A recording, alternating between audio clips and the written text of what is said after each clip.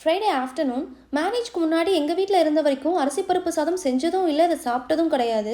கல்யாணத்துக்கு அப்புறம் எங்கள் அத்தை ஒரு வாட்டி செஞ்சுருந்தாங்க. எனக்கு ரொம்ப பிடிச்சிருந்துச்சு ஃபர்ஸ்ட் டைம் ட்ரை பண்ணும்போதே. அதுக்கப்புறம் அவங்கக்கிட்ட எப்படி செய்யணும்னு கற்றுக்கிட்டு இப்போ அடிக்கடி செய்ய ஸ்டார்ட் பண்ணிட்டேன்.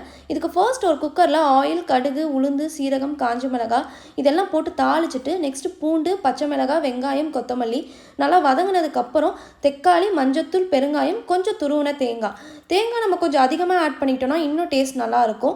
ஒரு 15 மினிட்ஸ்க்கு முன்னாடியே அரிசியும் துவரம் பருப்பும் கழுவி ஊற வச்சுருந்தேன். அதையும் ஆட் பண்ணிவிட்டு தேவையான அளவு தண்ணி, உப்பு எல்லாம் மிக்ஸ் பண்ணதுக்கப்புறம் 2 விசில் விட்டு ப்ரெஷர் குக் பண்ணி எடுத்துக்கிட்டேன்.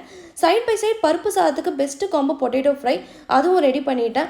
எனக்கு பர்சனலாக சாதம் குழஞ்சா ரொம்ப பிடிக்கும். ஸோ அதனால் அந்த மாதிரியே செஞ்சுக்கிட்டேன். பருப்பு சாதத்துக்கு உங்களுக்கு என்ன காம்போ பிடிக்கும்னு மறக்காமல் கமெண்ட் பண்ணுங்கள். ஃபைனலி ரெண்டும் சேர்த்து வச்சு சாப்பிடும் போது அடடா என்ன டேஸ்ட்டு! நீங்களும் கண்டிப்பாக ட்ரை பண்ணி பாருங்கள்.